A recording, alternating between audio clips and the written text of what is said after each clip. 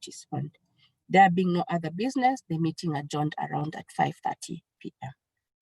Thank you so much. And I think I'll just open up for just any quick clarifications or discussions. Thanks, Janet. Could you have some water also? Yes. Thank you. Okay, fine. As we give Janet some time, thank you very much, Janet, for quickly going through the minutes. We are grateful. We are trying to sort out, I think we have reached the cap of 100, but our AT is updating that so that we can have, so you can send that to the other guys. Let's open it up for any quick clarifications before we move to the next agenda. And then over to you, Janet, because of the issues of proposing the minutes.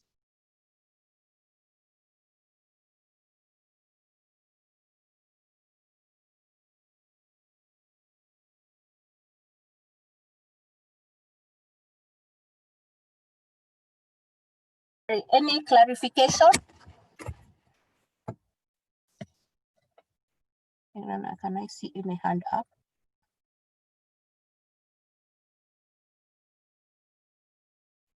Okay.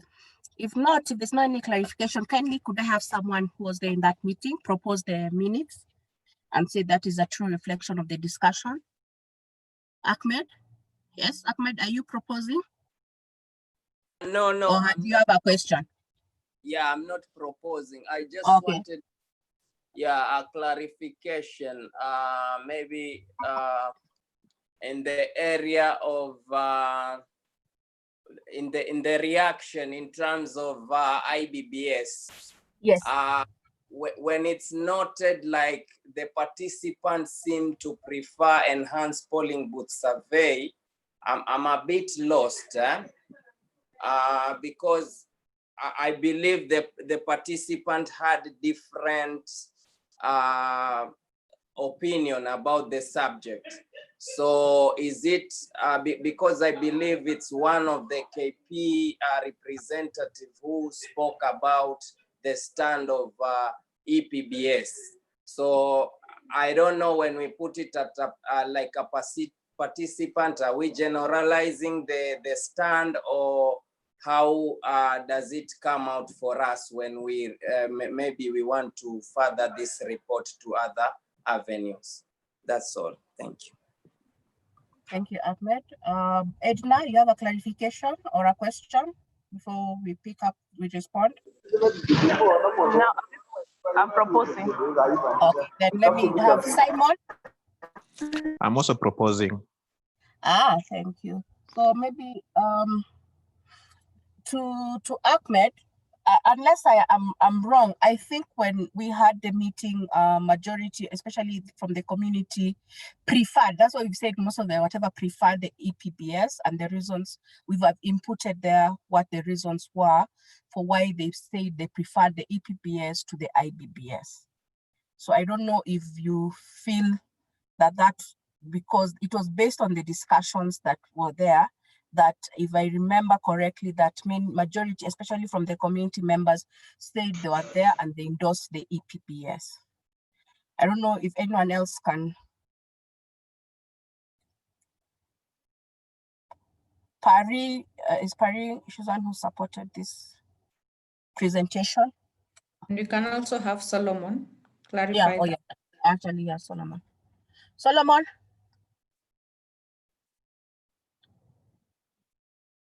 Let me see who else here is here. I can see Brad. Was Brad in that meeting? Brad, were you there in the meeting?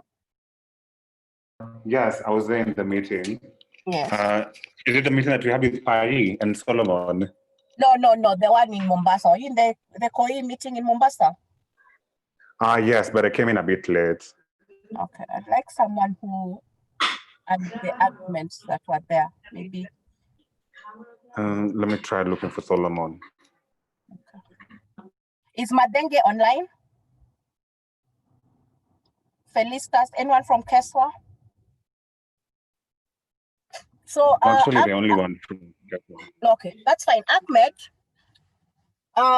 when they come online, we'll just request them just to say, because one of the things was that was what was preferred by majority, and I think that's what also led to the next meeting where NASCOP was invited just to go and present more in depth on the EPBS.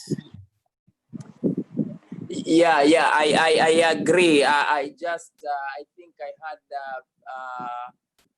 think I had just some issue with how it's framed, because if we say participant, it looks general, but this was the voice coming from the key population. But I think let us hold on when others join, maybe to speak their feeling. That was just my yeah. Exactly. So you're requesting that we say the community.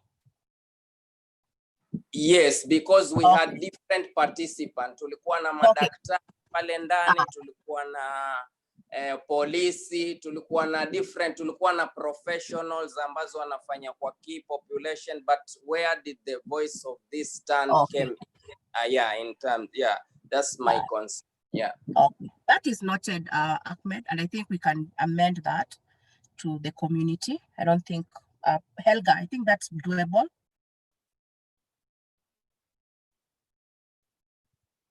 Yes, it's just the correction of the minute, so that's fine. Then we can have proposals. Okay, so I think Edna had raised her hand that she was proposing. Edna, you're proposing? Yes, I'm proposing. Okay, so Simon had also raised his hand. So Simon, can I take you as a seconder of the minute? Okay, so thank you so much. And I think I'll hand over. I don't know if Dr. Mike is on board.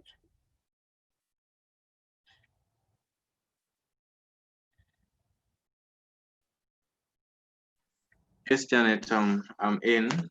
Okay, so thank you. I think I'll hand over to Helga to invite you and then also let you take over the next session. Asante. Helga, back to you. Sure, thanks, Janet. So thanks, Mike. I think I had proposed that we have Halda talk, and then Mike, you can give your remarks, and then you're the next chair for the other session. Sure.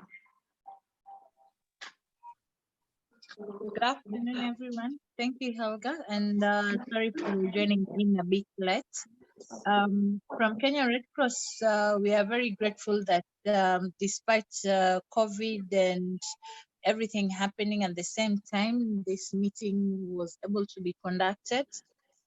It seems this is the new normal for us to have meetings. So we're really looking forward to the discussions, really looking forward to hear what are the new things, especially on this during this COVID response, and what is supposed to be adopted in the program, so that we make the KP, we work towards making the KP program more stronger and responding to the needs of the community. So really looking forward to the discussion.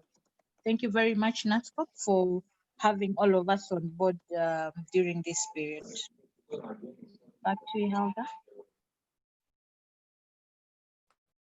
Thanks, Halda. Thank you. Over to you, Mike.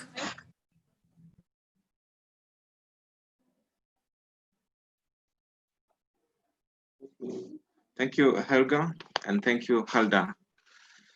Thanks, everyone. First, again, also my apology, as among those who are looking for space after their 100. And so glad to join you in this KP COE. Thanks, everyone, for joining.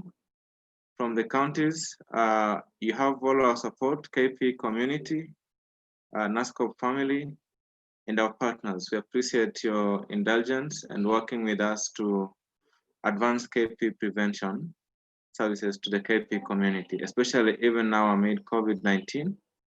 I think the one remark is to say that COVID-19 has not killed HIV, and we still are keen to support our KP community to live an HIV/AIDS-free life. And we are glad to convene around together for this agenda.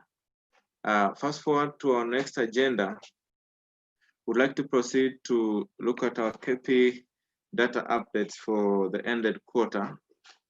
And I'd like to, are you there, Jafet, to load your screen? Kyoko, if you could have you share your screen and proceed to just update the TWG, our performance. Thank you, Kyoko. Please proceed. Over to you. Thanks, Dr. Mike. I think I will take this opportunity to take you through the progress update for January-March for the key population program intervention, that is FSW, MSM, and PWID. And just to start off with the cascades, we are looking at the FSW cascades, and here we look at the estimates, where we have 167,940 estimated FSWs. And in terms of regular reach for the period January-March 2020, programs were able to reach 151,046. That represents 90%. And if you look at condoms as a key prevention commodity, 90% of the FSWs received condoms within the same period. Moving to STI screening, we realized that 55% of the estimated number of FSWs were screened for STI, and in terms of condoms per need, only 52% received condoms based on their need. So you realize we had a high number, 90% receiving, and then less than proportion, 52% getting based on need. And looking at HIV testing, again, we have many people being conducted, but very less or very few having an HIV test every quarter. And HIV testing, as we have always been saying, and this is as medical interventions which should be provided to the FSW at least once in the quarter. So the FSW cascade, again, we are seeing gaps in HIV testing. We are seeing gaps in STI screening. We are seeing some gaps in condom distribution, especially based on the need. And looking at the treatment cascade, again, for the FSW, we have a total of 42,218 FSWs who are estimated to be living with HIV. And if you look at the number identified as of January-March, the number was 20,111. That represents 48%. And looking at the number, we are on ART during the same period, 14,763, again representing 73% of the total tested positives in the program. And in terms of viral suppression, we had 197 who were virally suppressed. And if you base this on the number who are eligible for viral testing within the same period, and 78% in terms of suppression. So our gap again remains, our largest gap again remains on the identification, with over 52% not yet identified. And also current on ART, we seem to be doing not very good, not yet at 90 as at January-March, and also viral suppression. Looking at the viral load cascade, the total positive, as I've indicated, is 2111, and the current on ART was 14,763. You look at the eligibility, the ones who are eligible, 10,000 were eligible, and 9,000 assessed viral, 9,434 assessed viral load testing. So we are still seeing some few hundreds who are eligible but are not getting a test. And again, in terms of those who are getting results, we have still having 8764 out of the 9434 who had a test. Then we also find that not all of them get the results after they do the testing. I think viral suppression, we are like around 70%. So in terms of the progress towards the 90-90-90, we have, if you look October, December 2019 and January-March 2020, and you realize that for the first 90, we have slightly increased to 48% from 45. On ART, that is second 90, we have almost stabilized at 73% in the first quarter of 2020 and 74% in the last quarter of 2019. And that for the viral suppression, that 90 for the viral suppression, there seems to have been a decline from 90 to 78. And looking at the MSM Prevention Cascade, the key population size estimate stands at 32,580 for the MSM. And looking at the regular conduct, which is the overall number of MSM reached by all the interventions within that quarter. 41,291 were reached, which represents 127%. 41,291 got condoms. Again, this is passing the estimate, 127%. And looking at STI screening, we have 23,000 who were screened, that is 72%. So we still have a gap of like 28% not screened. And the individuals getting condoms per need, this was still high at around 105%.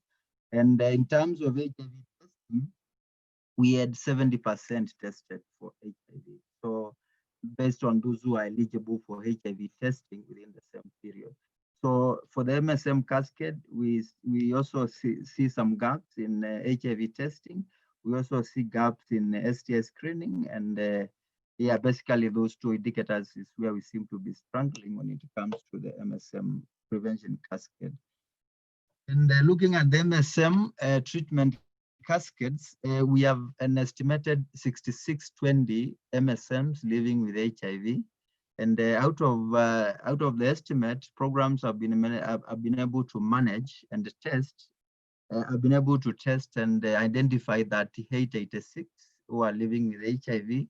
That's a linkage, that's an identification rate of 59%. And looking at ART, we have 8%. Out of that 886 who are positive, that 100 were on ART in the same period, and that was like 80%.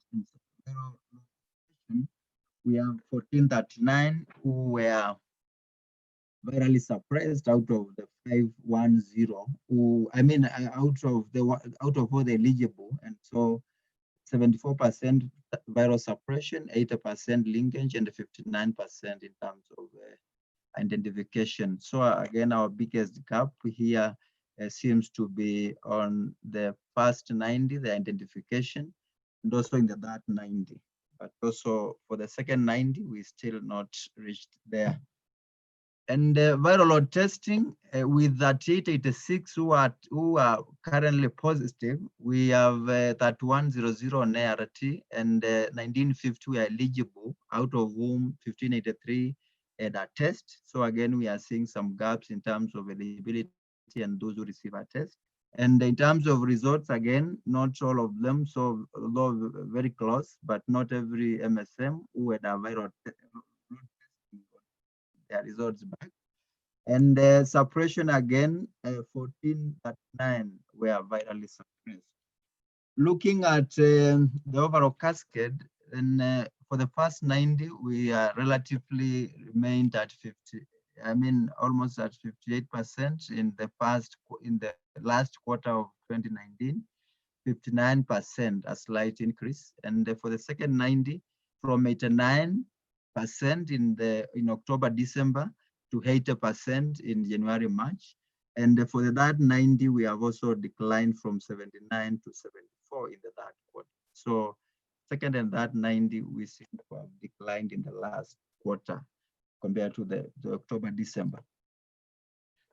Moving forward to the PWID cascades, we have the total estimated number is 16,063, and the overall programs reached 18,763, which was 117% based on the estimate. And the STI screening also stood at 16,519, also surpassing the estimate. For individuals who got needles, 14,073 were the ones who received needles and the syringes for safe rejections. And so that represented 88% of the estimate. So, and for HIV testing, we had 13,106 out of the ones who are eligible for testing, getting an HIV test in the quarter. And so that was again 88%. And in terms of NS distribution per need, we had only 1407 who received based on need. And the need means that we are expecting that based on what they would want to have or to use in a period of like 1 month or 3 months, so did they get based on that need? And so only 10% of the PWIDs who got NS got based on the need. So there seems to be a huge gap in NS distribution overall, but when it zeroes into per need, then there is a significant, I mean, there is a very big gap where PWIDs are not getting based on what they require. So I think that is where we are possibly seeing a bigger gap. Moving to the treatment cascades, we have that's 167 estimated positives and 1257 have been identified, representing 40%. And linkage to ART, we have 59% who we are currently on ART out of the 1257. That is 740. And in terms of viral suppression, 304 were virally suppressed, which again represented 64%. So again, looking at this cascade, we see that we have to do much more work on the first 90 in terms of identification. Still much work needed on the linkage to ART, because we had 59, and also viral suppression at 64%. So for the viral load testing cascade, we are also seeing that we have some gaps in terms of those who are getting tests based on those who are eligible. There were 475 PWIDs eligible for testing, and the 325 had a test. So you realize there are some 100 or so who did not get a test when they were due for it. And 313 got their results out of the 325 who had the test. And also, in terms of viral suppression, 304. So that's the one which represented 64%. The overall cascade, for the first 90, almost stable. 42% in October was the proportion we identified, and 40% in January, March 2020. And for the second 90 on ART, there was a decline from 67 to 59% in January, March. And for that 90, we seem to have increased the number who were virally suppressed from 40 to 64%. I hope we are together. I've not lost anybody. Yes, we hear you, Kyoko. Please proceed. Okay, thanks. So I will move on to the structural barriers, and here we look at violence, key populations experiencing violence. And so we look at the violence reported and the violence which was addressed. And looking at October, December, and January, March for the FSW, there seemed to have been a decline in the number of cases of violence reported from 5914 in October, December to 5382 in January, March. And if you look at the proportions of the violence cases responded, so we are seeing that in January, March, 98% of the cases were addressed, and 93% in October, December. So a slight increase, some increase on the number of cases addressed. And looking at the MSM, October, December, and January, March, there was a big rise in the number of cases in October, December, from 706 to 1166. And if you look at the number responded, also we are seeing in January, March, there was an increase in the proportion of cases addressed at 93% compared to 80% in October, December. And looking at for the PWID, then there's a rise in the cases of violence reported, and this increased from 134 to 314 in January, March. And for the PWID, all cases of violence which were reported were addressed. So condoms and lubricants and needles and syringes, where we look at the half-range condoms per KP per month. And looking at FSW, on average in October, December, an FSW received 42 condoms in a month. And coming to January, March, that increased to 44. And we also look at this vis-a-vis condom requirements, especially based on the polling booth survey. And so sometimes when we see like an FSW receiving 42 condoms, 44 condoms in a month, then that's compared to 76, which was the findings from that survey, then we need to increase the number. And for the MSM, we have 26, we had 26 condoms per MSM per month in October, December, and this declined to 23 condoms in a month for the MSM. And again, for the MSM, we benchmark using 28, which was the requirement based on the PBS. And so we don't see a very huge gap in terms of condom distribution for the MSM, considering that the need would be like an average of 28. But of course, there are individual level needs of condoms for the MSM, but that is just an average to give us of how we are doing. And for the PWID, we have 9 in October, December, and 8 in January, March. So for the PWID, I mean, in terms of condoms, we seem the number is still low, but I also think that the condom need is also low amongst the PWID.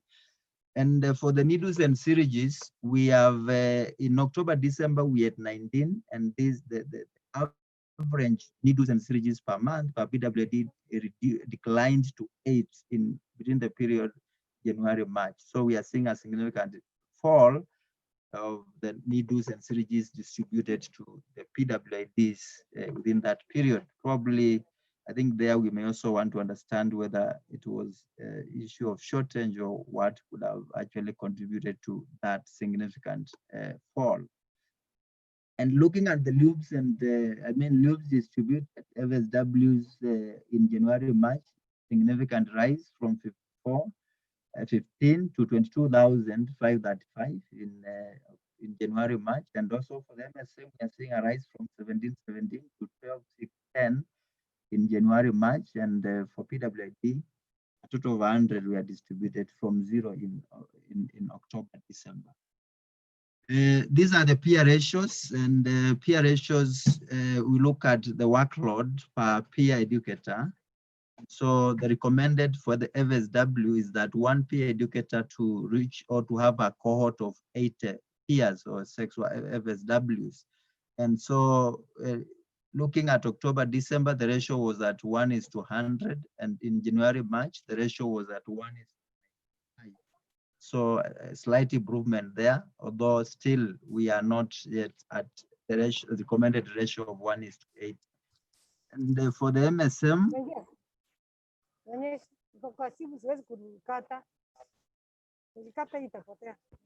sorry, okay. For the MSM, we have a ratio of 1:40, one peer educator to 40 peers. And so we seem to have a high peer ratio for the MSM, 1:94 in October, December, and 1:89 in January. So I think also for the MSM, probably we may want to increase the number of peer educators to maintain the recommended levels. And for the PWID, at 1:40, slight improvement in January, March at 1:58, and compared to 1:66 in October, December. And so you are shaking. Sorry, sorry for that. Am I audible now? Yes, Yes. Kyoka. Okay, thanks. So for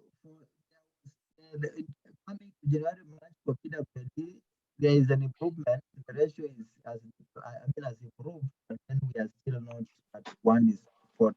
So again, for Seem to be losing you, Kyoko. So if it's not an internet issue, you can get closer to the mic. Okay, I hope you can hear me. Yes, proceed. Yeah, so for the 3 key population types, we have not attained what is recommended, as you can see from the line and from the bars. I will now go to the county level analysis where we look at performance per county. And this is, and we have also done color coding to show the counties which are covered by PEFA, counties which are covered by Global Fund, and the counties which have multiple funders. They are both PERFA and Global Fund, and then we have the total. So the yellow represents the multiple counties, multiple funded counties. The red represents PERFA counties, and the blue represents the Global Fund counties. And this is January, March, and so we are looking at overall, in terms of regular conducts, total 89% was the total reach. And looking at some counties like Vihiga, we have a reach of 331%, and other counties like Nyeri overreached based on the size estimates at 185%. Elgeyo Marakwet, Global Fund at 178, and the Taita Taveta at 178. So all the counties to the left are Global Fund counties, the blue, and so we are seeing other counties funded by PERFA, like Busia having 177, Homa Bay 132, Embu with 131, and then of course the other counties again like Laikipia, who only managed to reach 8% of their estimate. It is Global Fund. Sorry, we lost you again.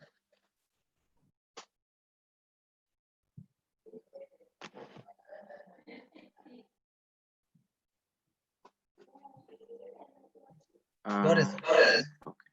Yeah, so then we have counties like Narok, which managed to do 25% of their sizes. Sorry, Jafet. Sorry, Kyoko, we lost you again. You could try and get closer and try to finish in the next 5 minutes.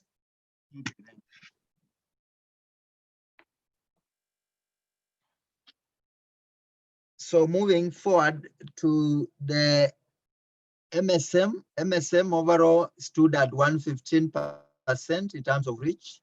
And we have counties funded by Global Fund, like Uasin Gishu managed to reach over 1,000% of their size estimate.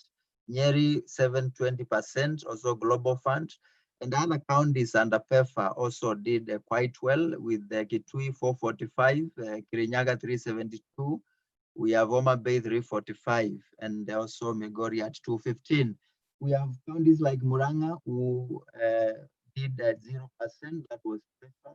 Vihiga 36%, and other counties like Bomet, still Makueni and Bugoma struggling to reach their size estimates. For the PWID, we have overall 127% in terms of reach, and Kwale County and a Global Fund reached 226%, with Nairobi, which has both PERFA and Global Fund, doing 163%, and Mombasa 98%, also multiple funded.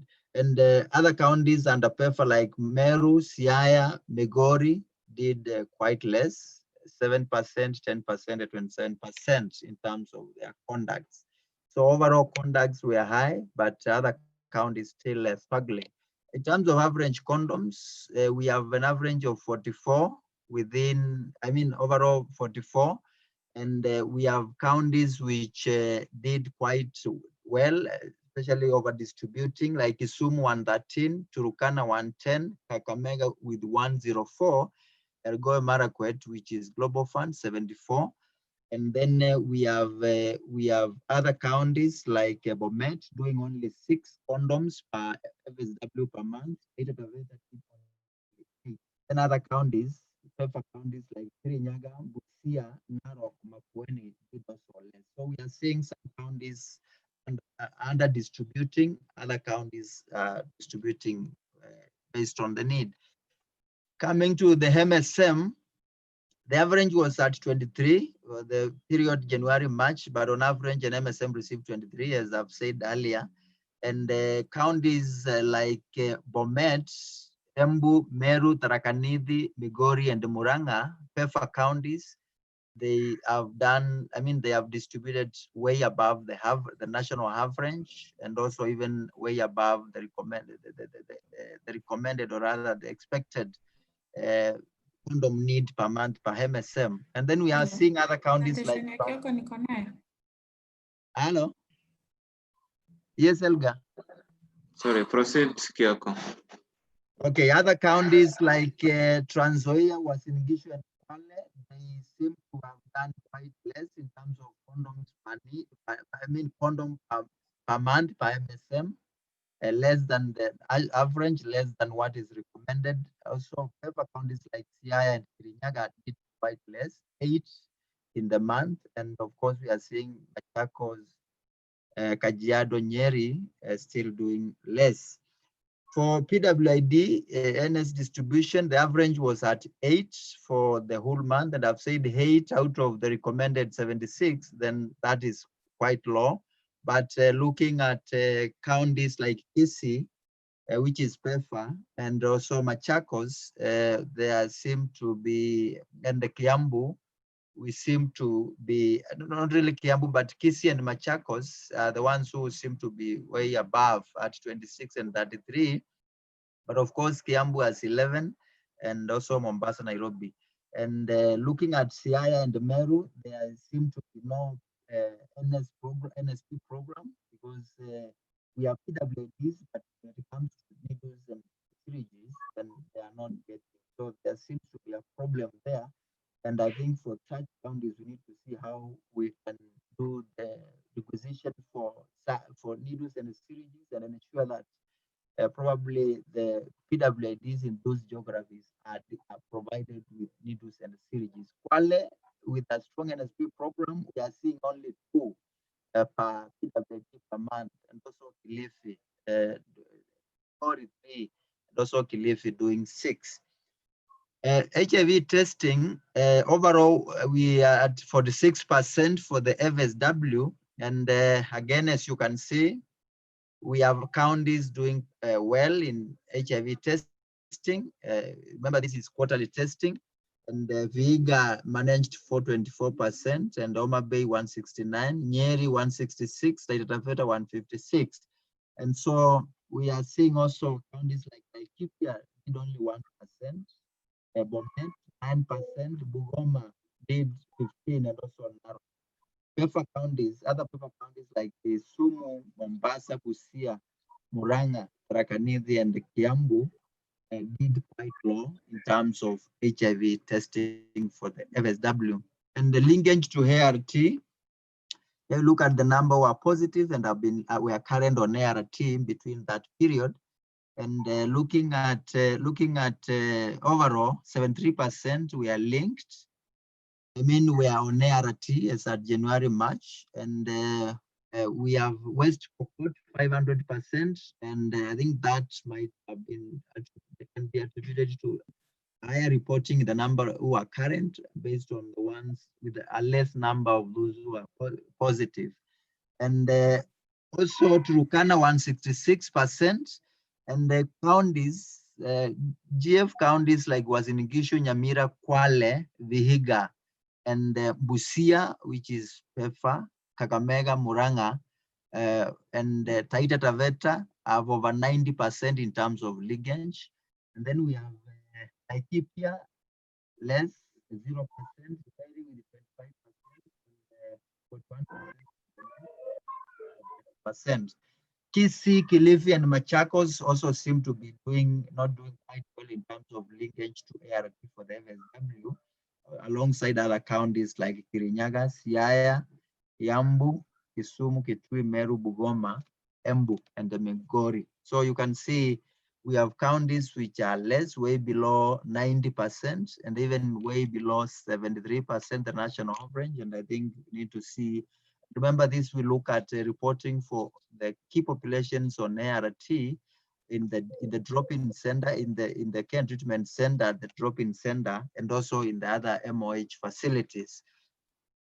Coming to the MSM piece, we have overall 73% HIV testing, and we have Nyeri Global Fund, Uasin Gishu Global Fund, doing 1,000% and 835% in terms of testing.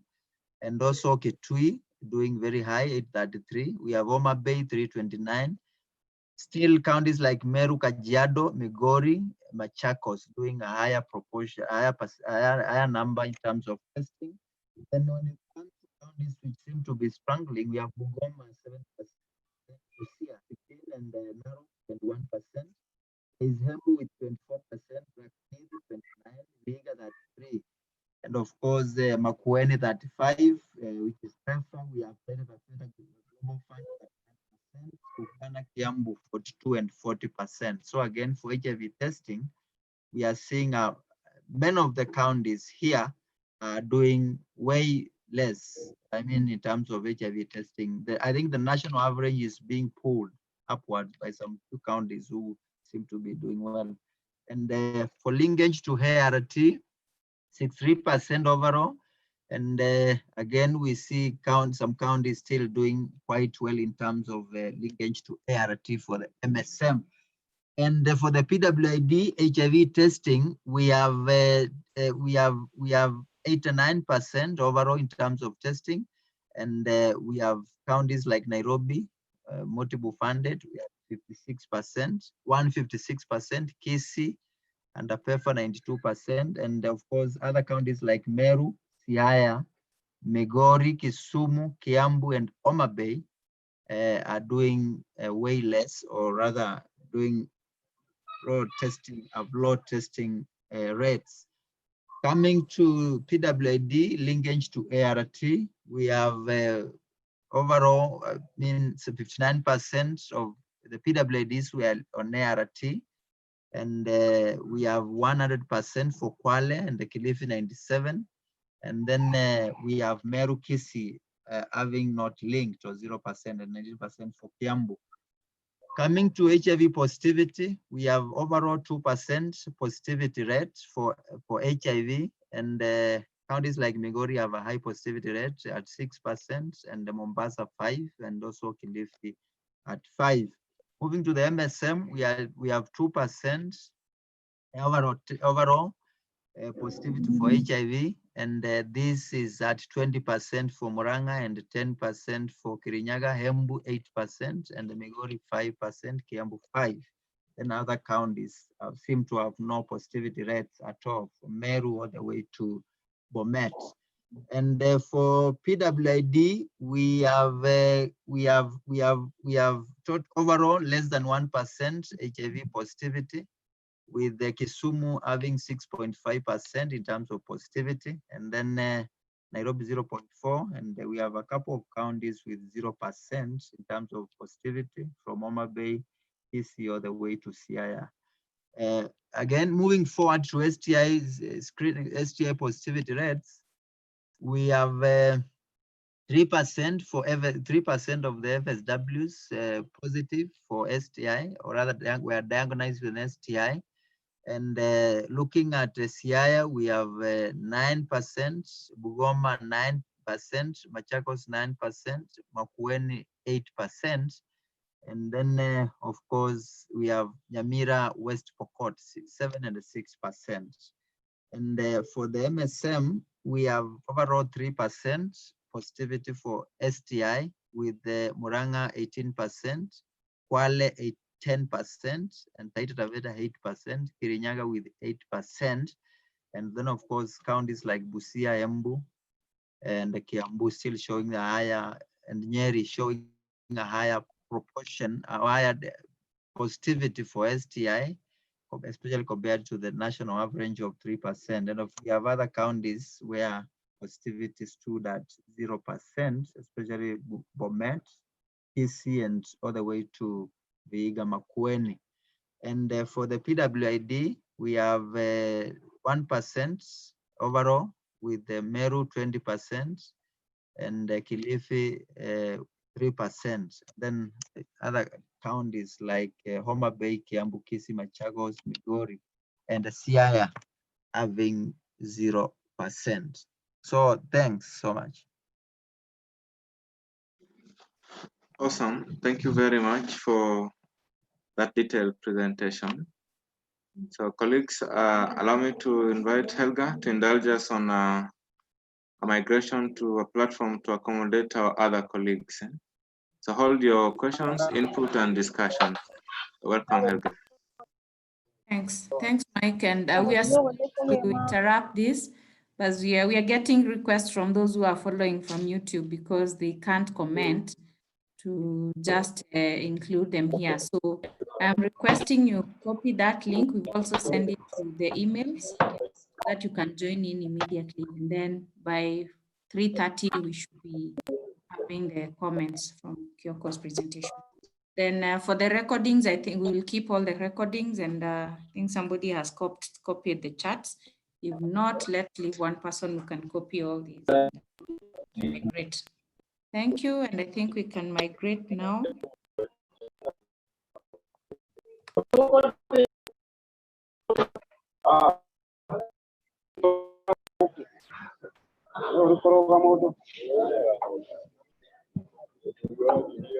Thank you, Helga. Let's meet that side.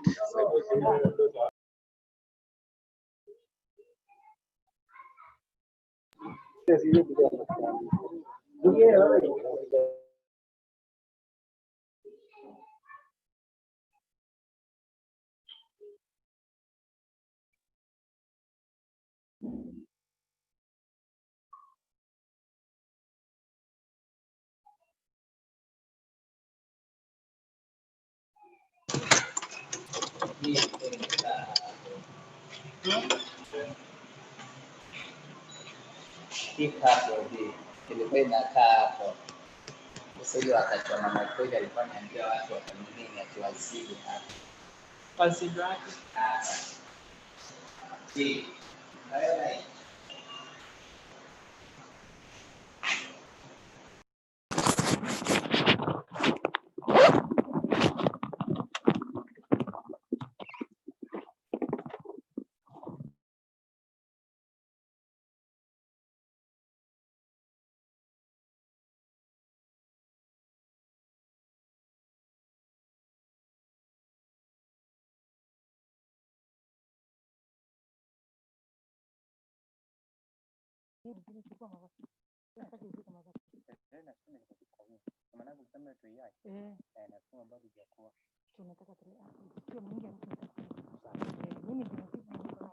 Bado nimekuwa nasikia kwa sina